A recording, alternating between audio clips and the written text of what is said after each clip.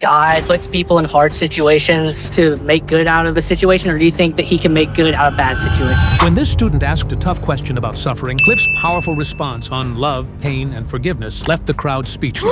You know, I really don't think I need to stand out here and tell you that divorce hurts. Too many of you have experienced it when your mom and dad divorcing. I don't think you need me to stand out here and tell you how to love people is really, really difficult, especially when they get to know you well and you get to know them well. Because all of our warts, all of our problems come right to the surface. And so then the question becomes, well, how do we live in peace? How do we love each other? Well, friends, that's exactly why every single one of us needs Jesus Christ. Because it's difficult to love someone you know well and who knows you well. See, it's rather simple. If you don't know me, and you say, Cliff, I love you, I say, well, okay, kind of nice, I'm glad. If you know me real well and say, Cliff, I don't love you, that hurts bad. That is real rejection. But if you know me real well and you say, Cliff, I still love you, wow, that is amazing. Because you know all my warts and all my problems, and yet you still love me. See, that's what Jesus meant when he said, love your enemy. Love is not a romantic feeling. Love is not the warm fuzzies. Love is a decision of the will to actively work for the success, the good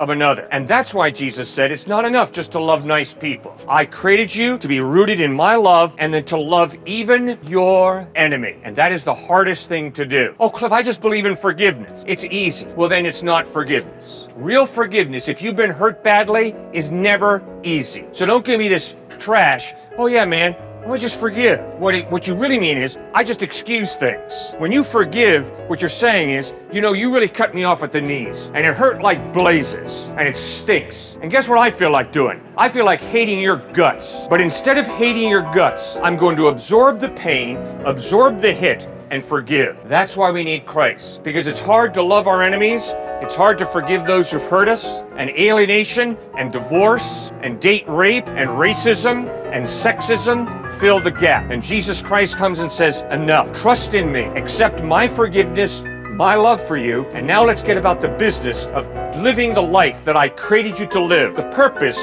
for which I created you, to love God with your heart, soul, mind, and strength, and to love your neighbor as yourself.